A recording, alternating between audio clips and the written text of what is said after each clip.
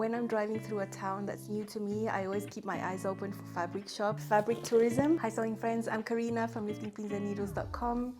Welcome to this channel that is all about sewing, limitless sewing, and today I have a little fabric haul to share. Carefully handpicked them. As context, for the last week of August, we just got back 2 days ago. Our little family, which composes of 3 people, my husband, my son and I, we went on a little road trip to the south of Brazil. So I had to have footage in advance. I never actually stopped working. I was editing every single night after my husband and son went to sleep. So I didn't get any rest. That is the perk of working for myself, I suppose. I just can never get everything done before time because I'm just doing everything myself. Anyway, we were going through a town. We were just going to stay there for one night because it was in the middle of our trip. Our trip was about 600 miles, about 1,000 kilometers, which is quite a lot. So we split it into 2 days, doing half one day, half the other. So we weren't planning on doing much in that town. It was a pretty big city.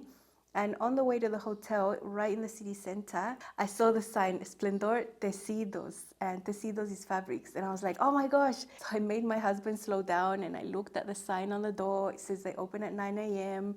So I thought, I'd go early the next day to check out what was going on there before we left and continued on our journey. We were planning to leave around 9 anyway. So that was fine. It didn't really disrupt our trip. And this was about a block away from our hotel. So while my husband and my son were getting ready in the morning, having their showers, all that stuff, I went over there by myself and I asked permission if I could film there. They were very nice. They said yes. So let's have a look at that. It's only a couple of minutes. The quality of the image and audio, of course, is different. I was on the street walking. I had a microphone, but I'm doing it with my iPhone. So it's not the same as this camera or this microphone. But anyway, I was able to share, and I don't do that often, and I thought it was really fun. I did not feel like I was being ridiculous talking on the street because social media is a really common thing. You see a lot of people talking by themselves on the street here anyway. If you're wondering what is this place, I'll let you know about it at the end. I have a little bit of a catch up, some personal bits, but I always leave that towards the end of the video. I'm just leaving my hotel while hubby and Martin have a shower. I saw a fabric shop last night when we got here. It's about a block away, so I know they open at 9 and it's 9:10 in the morning, so I'm gonna head over there. I can go in peace and just see what it's all about. The outside of the shop looked really, really fancy, and I love doing fabric type of tourism, so I'm taking you along. I've got a little microphone, so I hope you can hear what's going on. What's nice about Brazil is that even though it's winter, it's not actually real winter. It's about 75 degrees. I'm sleeveless in a sundress, just with a light layer on top, and I'm all good. So it's so fresh to get out real early in a nice city like this one. So I'm just enjoying my little stroll in the morning. I saw the sign, it said it was gonna open at 9, so I hope that's true. Okay, here it is. It's called Esplendor Tecidos, and look at the window display. It's all pink and super fancy. I think the Barbie movie has ruined pink for me a little bit. Now I don't want to wear pink because of the Barbie movie. But yeah, it looks really nice from the outside. We'll see what it's like inside. It's really, really, really nice here. I've already asked permission for filming and they said it's okay. I know most of the viewers here are not in Brazil, but it's always nice to see a fabric shop, and they have a lot of fancy type of fabrics here from what I can see, but there's a lot of remnant beans that I'm going to have a little rummage through. So I'm excited to see whatever I like. I'll show you. I just wished I lived in a colder climate because these tweeds are so nice. They're a mix of polyester, cotton and rayon. These boucles look really nice. But I know I would barely ever get a chance to wear something like this because it's just so hot where I live. Look at all the wedding type fabric. I wish I could have made my wedding dress when I got married, but I just couldn't. I didn't have space or the time or the context, but those look really gorgeous. I found this amazing broderie anglaise.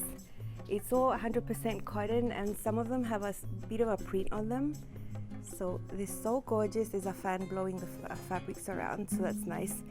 Look at this pink. I mean, the Barbie movie really ruined pink for me, but this is amazing. Gorgeous. Really love that one. I think I'm gonna get it anyway in spite of the Barbie movie. I love the different details on these embroidered fabrics. It is cotton, the base of it, but just look how intricate. So beautiful. This is a typical green. It's a bit bright. It's so lovely here. I found this cotton shirting that's 100% cotton, and it's got this type of texture, and I'm getting some to make a crisp white shirt that I don't have. That is awesome. All of these are 100% linen. These are just lighter weight linen shirtings, and they're just so nice. Everything's so amazing. And I found this pure linen. It's 40% off, and it's like a navy with a light gray print on it. So I'm gonna get some. So far so good. I found 4 cuts of fabric that I'm gonna take. 3 of them are 100% cotton, and 1 of them is 100% linen. I'm trying to buy more of those lately, but there's a remnant little bin here that I'm gonna have a look at while they cut my fabric. I've had a really successful little haul. This shop was amazing. The staff here were just really amazing, really talkative. They gave me a compliment on my Portuguese accent, which is rare because most people can tell straight away that I'm not from here, which is obvious. I learned Portuguese a little older when I was about 18, so my accent is not perfect, although I am completely fluent, you know. The shop was just amazing. It was just a really good experience to be there. The way the staff were towards you, just really nice. Like, it was an old shop, I could tell. All the counters, the tables where they kept the fabric, it was like antique wood. Like, that shop had been there for a long time. It was gorgeous. They had really great quality fabric. The prices were high-ish compared to what I find online sometimes. So I was really picky to choose things I know I haven't seen around online or that are just different. But before I show you the fabrics I got, let me just share the Feature Friday pattern for today, Friday. You know, at Love Notions, every Friday there is a pattern at $5. And today is a skirt. It's called Ravinia. It's for neat fabrics. It's super floaty, very nice and fresh to wear. Works best with lighter weight drapey fabrics, in my opinion, and you can make it short, midi, maxi. It's got really interesting pockets with a little gather, curved waistband. And I've made 2 in the past. One in 2019, that's a maxi, and a short version in 2020. I do have full-on tutorials and reviews on the channel. I have the content here for you to see if you need more information about the Ravinia. In a print, it can really shine and you can wear solid things on top. You know, I've done prints on the bottom. I always enjoy that. I have filmed outside and styled them for you again because the old styling I have is a bit ancient. They still fit me, both a size large, which was what I was using back then all those years ago. I'm extra large right now. But because they are made with neat stretchy materials, they still fit. I can still wear them. You would never know they're one size less. So if you'd like a closer fit, maybe one size less would still work. So let's see the maxi first. That's the one I made first. This is the first Ravinia skirt I made in 2019. It's a rayon spandex maxi length. I use the stripes in contrasting directions, as you can see. It's cut on the fold on the center, front and back. So that seam that I have there is extra, and it's just because I wanted to put the stripes in that way. When I made this one in 2019, I hadn't made a maxi skirt in ages, and it took me a really long time to grow into this style. But now I'm fully loving it, and it's so nice. It feels amazing on. And I'd always want to make this in something light and flowy like this. This white top is my Presto tunic that I made into a top, not a tunic.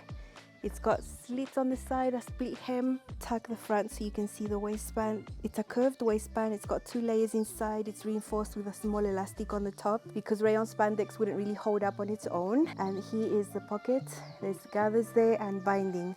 I've filmed how to do this on the channel. It's super easy. The reason I was happy to cut the stripes going in different directions is because the fabric stretches the same in both directions, and I feel it has great recovery. It has stood the test of time. It's not twisting or going deformed. I did take the time to match up the stripes on the side. That's something I always want to do, and I think it's always worth the extra time that takes. This is a size large, one size less than my actual measurements now, but the magic of neat and rayon spandex means that I can still wear it and it's still absolutely fine. I think if you wanted a closer fit, you could use one size less. Pink accessories here just to break up the blue and the white. This is an easy skirt to sew. I just made it a little harder on myself by choosing stripes because that in itself takes ages to cut and match and all of that. But if you just use any other fabric, you would be done in no time. So the next one is a short version. I did a pocket hack that involves the whole front and it feels really comfy on the tummy. So let's see that one worn today. Shorter Ravinia skirt in 2020. I remember mid-pandemic I was sewing up this one. And this is a shorter length, about an inch or two above my knee, which is absolutely fine for me. It's also a rayon spandex, tropical print, but sort of muted in gray and black tones, dark red cami, and I've got a linen little cover up, matching bag, and some really comfy kitten heels. Love these types because you can just sleep on and the heel is super comfortable. I could walk around in this all day, and it's a really nice floaty skirt, really lightweight, feels like you don't have anything on.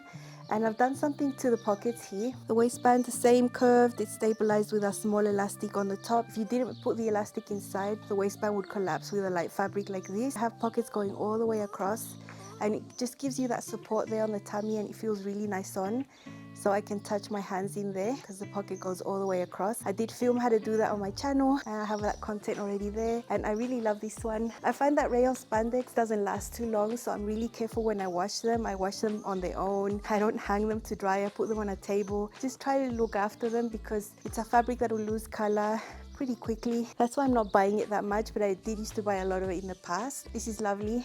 It's 3 years old and it's still going strong. You can make the Ravinia whatever length you want. I've got the short one and I've got the maxi. That's the only thing I would use. I wouldn't do midi because it's not my jam. This is also a size large. I'm currently an extra large, but because of the type of fabric and it's stretchy, I can still wear it and it's still okay. Remember to check out Love Notions, the Ravinia skirt, only today for $5. When you check out, don't forget to use my code NEEDLES10, which is the current code, and it'll get you a 10% off extra on top of sale prices. And always check the current code if you're watching this in the future, because it is changing every 3 months. So it's not always the same code. So let's see this fabric. I kept the bag because it was so pretty. They didn't just give it to me in a plastic bag, and I think it's gorgeous. This is in a city called Moringa, about 300 miles from here, so I doubt I'll ever go again. It was so lovely there. It was such a nice experience. So in the remnants bin, I found 2 pieces of fabric. One of them is an animal print scuba material. I liked it because the tone of it here is a really dark brown, although on screen there it's coming up more reddish terracotta, but it is actually a really dark brown and it's got some beige and black. So I liked this type of print. I think other animal prints are more orangey. It doesn't really suit me that much, but this is nice. And I always thought this was going to be a long skirt. I'd say this is a heavy fabric. I would keep the details minimum with a fabric like this. I wouldn't choose anything that has gathers. So for example, the Ravinia skirt I just showed you previously was rayon spandex. Perfect because it's slightly wider. It's got gathers on the pocket. I don't think a scuba like this would work really nicely, but more of a straight fitting skirt with a long sleeve. I'd use the Soleil All Day skirt from Pattern Emporium. I do like that one a lot because it has a curved waistband and I've made it recently, so it's fresh in my mind. Got the pattern pieces right there, so I probably will make that one with this fabric. I found one that is actually a tiny little bit in the remnant bin. It's 100% linen and it was half off, and it's 50 centimeters.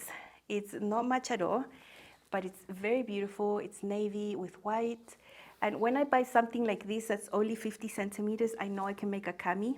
So if I put this right here, you know those cami with square necklines, I would still get a nice length cami right there. And everything inside, the facings, all of that I could do with a contrast fabric. I would still be able to get the straps out of somewhere.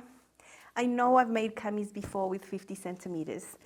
So that's why I got it. It was so beautiful and I always love navy and white. So it was a no-brainer for me to get it because it was half off. It's a really good price on a remnant bin. They didn't have much left on the boat, so I got it for 40% off. And this is actually 100% linen.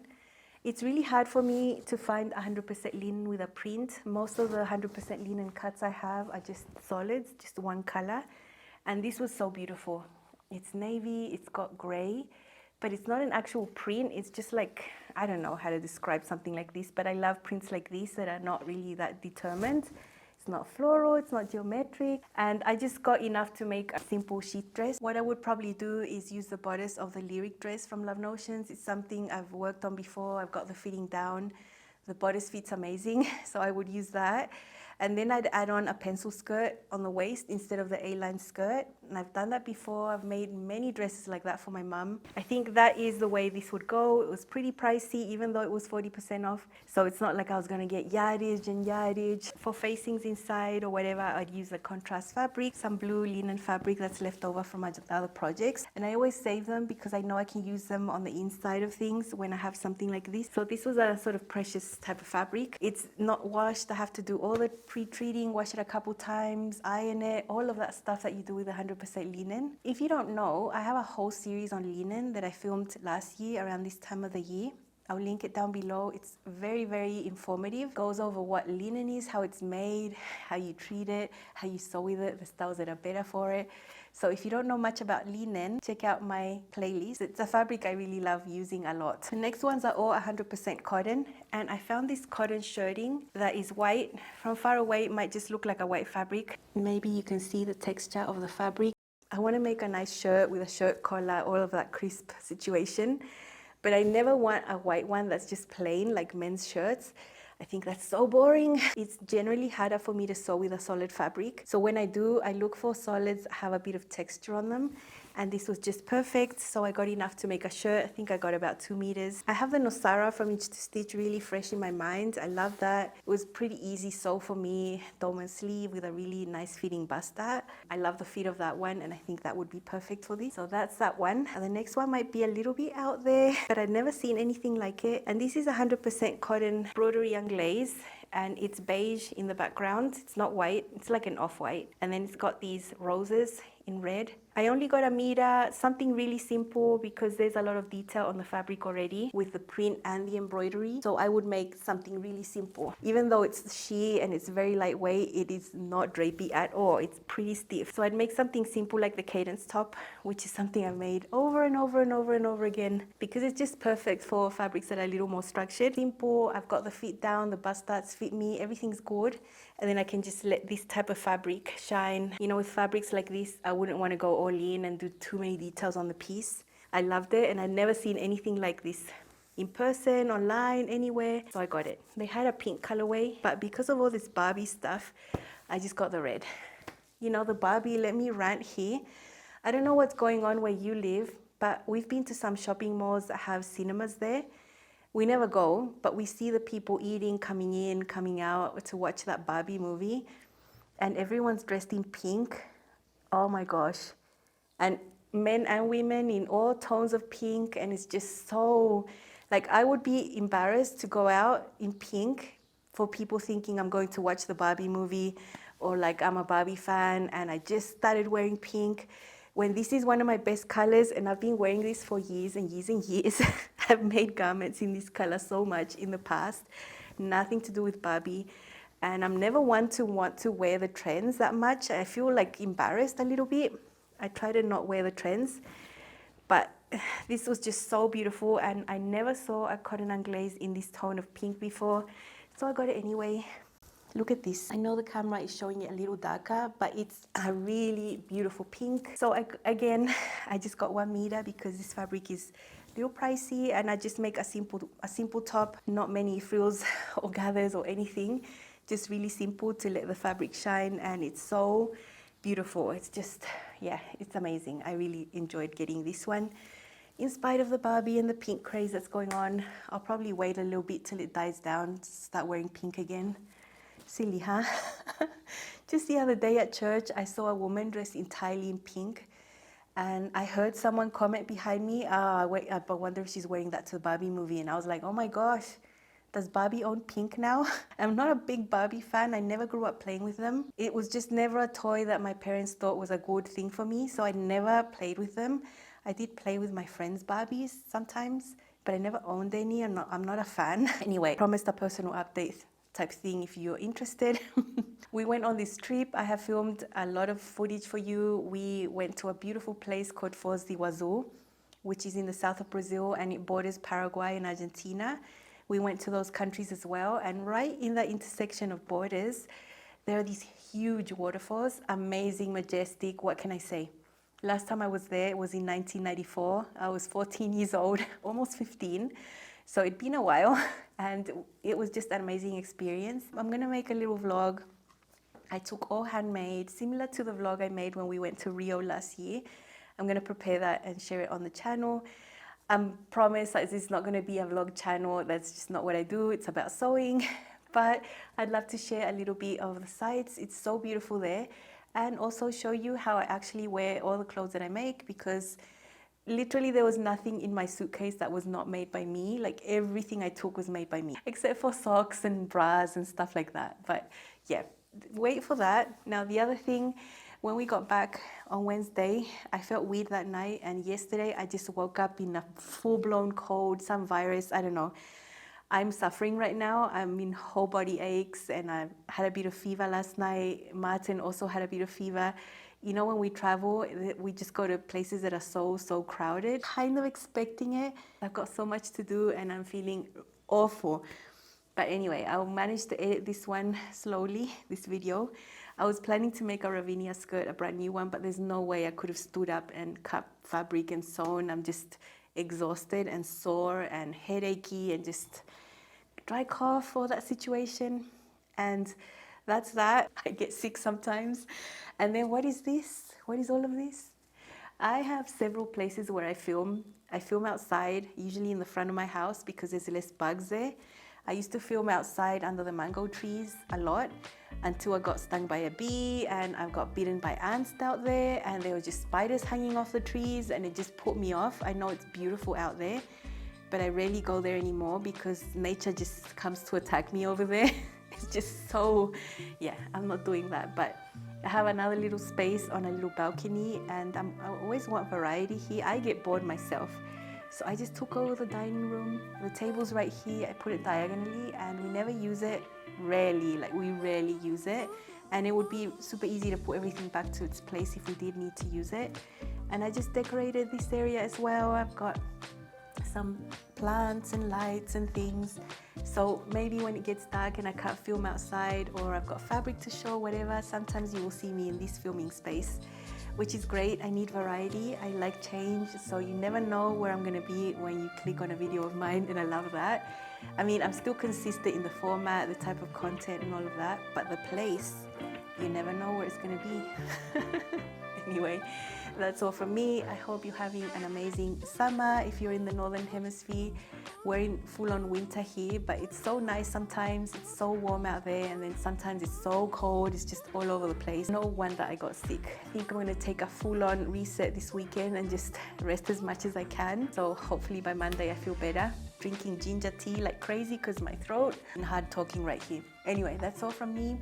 I know the video was a little bit random, a little bit different, but I wanted to share my fabrics. I wanted to share my experience. Expect a fun vlog from huge waterfalls or my handmade looks. Bye.